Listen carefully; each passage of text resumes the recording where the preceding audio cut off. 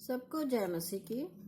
आज हम आपको वचन में ये सुनाएंगे कि बहुत सी स्त्रियों को परमेश्वर ने नबिया का खिताब दिया हुआ था वचन में, पवित्र शास्त्र बाइबल में। और लोग बहुत से आज ये कहते हैं कि जो औरतें हैं, जो बहनें हैं, उन्हें क्या है, परमेश्वर का वचन नहीं सुनाना चाहिए। आप कैसे कह सकते हो? क्या आप परमेश्वर के वचन को भूल गए, या आप परमेश्वर की बनाई हुई योजना को व्यर्थ ठहराना चाहते हो? जैसा कि पिछले दिनों न्यूज़ में आया कि जो रोमन कैथोलिक के पोप हैं, उन्होंने ये आज्ञा दे दी है, एक कानून बना दिया है कि औरतों को पास्टर नहीं बनना चाहिए। ये उनका कानून हम पर लागू नहीं होता, क्योंकि हम सब क्या है, अलग अलग मिशनों में कार्य करते हैं। तो उनका कानून क्या है, उनकी मिशन के ऊपर ही लागू हो सकता है, हम पर नहीं। तो आप जो सब ये वीडियो देख रहे हैं, तो आप इस वीडियो को शेयर कीजिए अपने बहन भाइयों के साथ कि वचन में परमेश्वर ने कभी भी किसी को, औरत को मना नहीं किया कि वो परमेश्वर की सेवा ना करे। ये तो आजकल जो हमारी बेटियां इतनी पढ़ लिख गई हैं, वो बहुत बड़े बड़े मतलब कार्य करती हैं, यहाँ तक कि वो प्लेन भी उड़ाने लगी हैं। बहुत से ऑफिस में वो कार्य करती हैं, क्योंकि परमेश्वर ने आदमी और औरत को एक समान रखा है। परमेश्वर ने जब उनमें फर्क नहीं डाला, तो हम मनुष्य जो हैं वो फर्क कैसे कर सकते हैं? परमेश्वर ने जब आदमी को बनाया, वचन में पढ़ते हैं, तब परमेश्वर ने जब उसमें से औरत को निकाला, तो उसने क्या कहा था कि मैंने तेरी सहायता के लिए कि ये सहायक बनाया है। परमेश्वर ने ये नहीं कहा कि ये औरत तेरे क्या है, साथ नहीं चलेगी या तेरे से बढ़कर नहीं होगी। हर कार्य में वो क्या है, तुम्हारी सहायता करेगी। तो आज हम वचन में पढ़ते हैं कि जो मूसा की बड़ी बहन थी मरियम, उसे क्या है, नबिया का खिताब दिया गया था। और एक और औरत है बाइबल में जिसे भी नबिया का क्या है, खिताब मिला था। वो न्यायों की पुस्तक में है। हम आपको पढ़कर सुनाएंगे कि जब परमेश्वर ने उन बहनों को एक नबिया का खिताब दे दिया था, उनके कार्य को देखते हुए, तो हम कौन है जो ये कह सकते हैं कि औरतों को परमेश्वर का वचन नहीं फैलाना चाहिए? ये पौलुस ने कहा है, परमेश्वर ने नहीं। तो आप पौलुस की बात मानेंगे या परमेश्वर की बात को मानेंगे? तो पहले हम इसे वचन में देख लेते हैं कि जो मूसा नबी की बड़ी बहन मरियम थी, उसे परमेश्वर ने कौन कौन से खिताब दिए। उसने परमेश्वर की महिमा के लिए गीत भी लिखा, ये हम आपको वचन में पढ़कर सुनाएंगे। उसे नबिया परमेश्वर ने ठहराया, और उसने कैसे अपने छोटे भाई की देख रेख की, कि कैसी चिंता करती थी वो अपने छोटे भाई मूसा की। और उसके कार्य को आप पवित्र शास्त्र बाइबल में पढ़ सकते हैं कि अगर मरियम ना होती, तो परमेश्वर की एक ये योजना थी उस औरत के द्वारा मूसा नबी को बचाया जाना। उसकी बहन के जरिए वो कैसे राजा के पास, राजा के जो बेटी थी उसके पास गई, कैसे उसने बातचीत की। तो वो सब आप क्या है, पवित्र शास्त्र वचन में पढ़ सकते हैं। लेकिन आज हम आपको वचन में सुनाएंगे कि मरियम जो थी, उसे कैसे परमेश्वर ने इस्तेमाल किया था अपनी योजना के लिए। तो आज हम वो आपको सुनाते हैं। ये निर्गमन की पुस्तक है, उसका 15 अध्याय है, उसकी 20 आयत में लिखा हुआ है, तब हारून की बहन मरियम नाम नबिया ने हाथ में डफ लिया और सब स्त्रियां डफ लिए नाचती हुई उसके पीछे हो ली, और मरियम उनके साथ ये टेक गाती गई, यहोवा का गीत गाओ, क्योंकि ये महाप्रतापी राजा ठहरा है। घोड़ों में सवारों को उसने समुद्र में फेंक दिया। तो यहाँ पर आपने वचन में सुना कि परमेश्वर ने उसे नबिया ठहराया, और जब वो लाल समुंदर पार करके आ गए तो वो बहुत लोग उस समय खुश थे, वो बहन भी बहुत खुश थी। तो उसने क्या किया, अपने हाथ में क्या है डफ लिया, साज लिया, और उसे क्या है बजाने लगी, नाचने लगी, और उसने परमेश्वर की महिमा के लिए गीत भी लिखा, जैसे आप पढ़ सकते हैं वचन में। तो उस बहन के जरिए क्या कार्य हुआ, उसने जैसे आज बहुत से भजन गाए जाते हैं परमेश्वर की हमदो सना स्तुति के लिए, वो उसने भजन भी गाया। जैसे आजकल बहुत से साज बजाए जाते हैं, वैसे उसने डफ जो साज था वो भी बजाया। वो नाच रही थी खुशी और आनंद के मारे कि परमेश्वर हमें कितनी बड़ी मुश्किल से बाहर निकाल कर लाया, लाल समुंदर से बाहर निकाल कर लाया। जब उन्होंने ये समुंदर पार किया तब क्या है उस बहन ने ये गीत लिखा था परमेश्वर की महिमा के लिए, और परमेश्वर ने उसे महिमा दी, परमेश्वर ने उसे नबिया ठहराया। तो हम कौन हैं जो कि ये कह सकते हैं कि स्त्रियों को परमेश्वर का वचन नहीं फैलाना चाहिए। तो आगे हम देखते हैं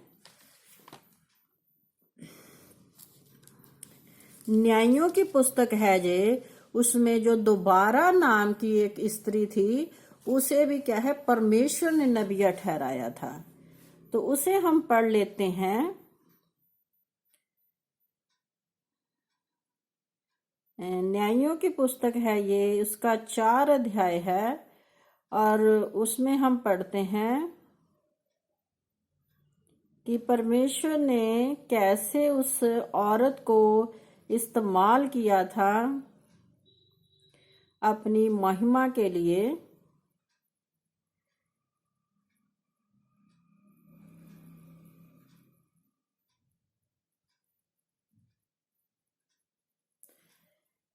यहाँ पर एक परमेश्वर का और नबी हुआ था बराक, जो उसके पास गया, उसने उस नबिया से क्या है प्रार्थना की। तो उसे हम देखते हैं इसकी 4 अध्याय से।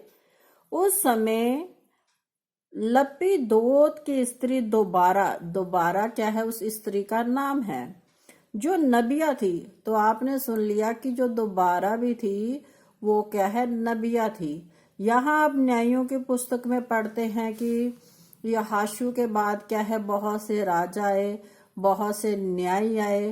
तो वो क्या है एक न्यायी औरत थी, और उसे क्या है नबिया का क्या है खिताब मिला हुआ था, इसराइलियों का न्याय करती थी। तो यहाँ आपने साफ सुन लिया कि जो दोबारा स्त्री थी वो क्या है इसराइल के लोगों का क्या है न्याय करती थी। कहने का भाव है कि एक किस्म की जज थी। जैसे मूसा नबी लोगों का न्याय करते थे जब लोग उसके पास आते थे, तो वैसा ही इख्तियार क्या है उस बहन को भी मिला जो दोबारा थी। वो न्याय जब आए तो उसे क्या है नबिया का भी खिताब मिला, और क्या है न्याय का भी खिताब मिला कि वो लोगों को क्या है न्याय किया करे। और आप पढ़ सकते हैं इस कहानी को, पूरा 4 अध्याय पढ़ेंगे तो आपको मालूम हो जाएगा कि उस बहन के द्वारा परमेश्वर ने कैसी बड़ी क्या है एक जंग जीत ली। बराक नबी जो उसके पास गया था वो उससे क्या कहता है, बराक ने उससे कहा यदि तू मेरे संग चलेगी तो मैं जाऊंगा, नहीं तो मैं नहीं जाऊंगा। तो यहाँ आप इस पुस्तक को, कहानी लंबी है पढ़ सकते हैं। बराक जो है वो भी एक नबी है। वो उस स्त्री से ये कह रहा है कि अगर उस जंग में तू मेरे साथ जाएगी तो मैं फिर उसमें जाऊंगा। तो उसे क्या है कि स्त्री की सहायता लेनी पड़ी। नबी वो भी है, लेकिन वो कह रहा है कि अगर तू मेरे साथ बहन चलेगी तो मैं क्या है फिर जाऊंगा। आप सोचिए कि एक जैसे न्यायी है, कोई जज है, उसके पास समय होगा या नहीं होगा, ये उसने नहीं सोचा। उसने क्या है बरात की विनती की ओर ध्यान दिया और उसने कहा कि हाँ मैं तेरे संग चलूंगी। हो सकता है उस बहन के पास उस समय बहुत सा कार्य हो, लेकिन जब उसने उससे प्रार्थना की, आगे हम सुनाते हैं, उसने कहा निस्संदेह मैं तेरे संग चलूंगी। उसने भी क्या उसकी बात का मान रखा। वो कह रही है कि हाँ निस्संदेह क्या है मैं तेरे संग चलूंगी। उसने ये नहीं सोचा कि जंग में मैं जा रही हूँ, पता नहीं वहां क्या होगा। उसने उस नबी की बात को भी रखा और वो क्या है उसके संग जाने को तैयार हो गई। उसने कहा निस्संदेह मैं तेरे संग चलूंगी, तो भी इस यात्रा से तेरी कुछ बुराई ना होगी। कहती है कि मैं तेरे संग चलूंगी, लेकिन क्या है इस यात्रा से तेरी कोई बुराई नहीं होगी, क्योंकि यहोवा सीसा को एक स्त्री के अधीन कर देगा। तो वचन क्या कहता है कि यहोवा एक स्त्री के जरिए, जो वहां का सीसा आप पढ़ सकते हैं सेनापति था, उसके साथ उसकी जंग थी, तो वो कह रही है कि सीरसा को एक स्त्री के द्वारा वो तेरे अधीन कर देगा। तब दोबारा उठकर बराक के संग का देश को गई। तो यहाँ लिखा है कि फिर क्या है बराक के साथ वो स्त्री क्या है उसके संग क्या है जंग में चली गई। तो आप इस वचन को पूरा पढ़िए कि कैसे उस स्त्री के द्वारा उसने क्या है वो विजय को प्राप्त किया। इसके बाद होरेब की स्त्री याएल ने डेरे की एक खूंटी ली और अपने हाथ में एक हथौड़ा भी लिया और दबे पांव उसके पास जाकर खूंटी को उसकी कनपटी पर ऐसा ठोक दिया कि खूंटी पार होकर भूमि में धंस गई और वह तो थका था, इसलिए गहरी नींद में सो रहा था, अंत वह मर गया। तो यहाँ पर सीरसा को किसने मारा? एक और औरत ने। उसने नहीं, आगे आपने पढ़ लिया कि वो क्या है हेरेब की स्त्री याइल थी, जिसने क्या है उस सीरसा सेनापति को कैसे मारा। आपने सुना। आप इस कहानी को बाइबल में पूरा पढ़ सकते हैं कि कैसे वो स्त्री गई, कैसे उसने योजना बनाई और कैसे जब वो क्या है सो रहा था तो वो एक विजय किसके द्वारा प्राप्त की गई? एक स्त्री के द्वारा। तो आप लोग जानिए कि जब परमेश्वर अपनी योजना के लिए किसी भी औरत को इस्तेमाल कर सकता है, तो फिर वचन फैलाने को आप कैसे कह सकते हैं कि औरतों को ना वचन फैलाने दिया जाए? परमेश्वर ने वचन में आप पढ़ सकते हैं कि वचन में जोएल भविष्यद्वक्ता ने कहा है कि आखिरी दिनों में वो क्या है सब पर अपनी पवित्र आत्मा को उंडेलेगा। वहां लिखा हुआ कि बेटे बेटियों पर, बूढ़ों के ऊपर, जवानों के ऊपर, दासों, यहाँ तक कि दासों के ऊपर जो तेरे घर में कार्य करते हैं उनके ऊपर भी क्या है परमेश्वर अपनी पवित्र आत्मा को उंडेल देगा। वो क्या है भविष्यवाणियां करेंगी, बहुत से ऐसे कार्य करेंगी जो परमेश्वर उनके द्वारा कराएगा अपनी योजना को पूरा करने के लिए। तो फिर जब वचन में कहीं भी नहीं लिखा गया कि औरत को वचन नहीं सुनाना चाहिए या औरत को पास्टर नहीं बनना चाहिए, तो इस बात के ऊपर आप ध्यान कीजिए। और जो लोग ये कहते हैं कि औरत को ऐसा कार्य नहीं करना चाहिए, तो उन्हें पवित्र शास्त्र बाइबल में से पढ़कर सुनाएं कि वचन में ये कहीं नहीं लिखा। आगे हम फिर नेक्स्ट वीडियो में आपको सुनाएंगे कि परमेश्वर औरतों के द्वारा कितने बड़े बड़े अद्भुत कार्य करता है। अगर औरत ना बनाता परमेश्वर, तो फिर वो कार्य जो परमेश्वर करना चाहता था, उसकी क्या योजना थी औरत के द्वारा, वो पूरी ना होती। परमेश्वर ने औरत को अपनी योजना के अनुसार बनाया, अपने लिए कार्य करने के लिए बनाया, और भाई लोगों की सहायता करने के लिए परमेश्वर ने औरत को रचा। क्योंकि परमेश्वर जो है वो हमारी सृष्टि जानता है, उसे मालूम था कि मैं कैसे किसको क्या बनाना चाहता हूँ। ये उसकी परमेश्वर की क्या है योजना थी, और हम परमेश्वर की योजना को किसी भी तरह से ये नहीं कह सकते कि परमेश्वर की योजना ये जो है गलत है, या परमेश्वर ने ये जो कार्य किया है वो गलत है। तो जब भी कोई, हम हमेशा कहते हैं, कोई भी प्रभु का दास या दासी परमेश्वर का वचन आपको वीडियो के जरिए डालकर सुनाते हैं, तो उसे आप पवित्र शास्त्र बाइबल में जरूर पढ़िए, ताकि आपको ज्ञान हो जाए कि प्रभु के लिए, हमारे जीवन के लिए क्या योजना है। आप भी प्रार्थना कीजिए प्रभु के आगे कि प्रभु हमें भी बताइए कि हमारे जीवन के लिए आपकी क्या योजना है। क्योंकि वचन में लिखा हुआ है कि हर एक मनुष्य के जीवन के लिए उसने एक योजना बना रखी है। बहुत से वरदान है प्रभु के पास। आप प्रार्थना कीजिए कि प्रभु आप अपनी महिमा को हमारे द्वारा कैसे प्रकट करना चाहते हैं। उन वरदानों को पहचानिए, जो हमने एक वीडियो भी बनाकर डाला हुआ है कि परमेश्वर हमें बहुत तरह के वरदानों से भरपूर करता है। उन वरदानों को आप जांचिए कि मैं इन वरदानों के साथ कैसे कार्य कर सकता हूँ परमेश्वर के घर के लिए, या परमेश्वर के वचन को फैलाने के लिए।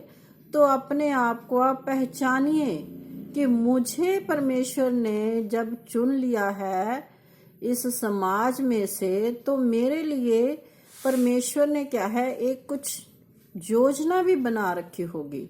यूं ही नहीं आपको चुन लिया परमेश्वर ने। ऐसे तो बहुत सा संसार है। क्या परमेश्वर ने सारे वचन में तो लिखा है कि सारा संसार उसका है। वचन में लिखा है कि बुलाए हुए तो बहुत हैं, बहुत सारे लोग परमेश्वर ने बुलाए हैं, लेकिन क्या है, चुने हुए बहुत कम हैं।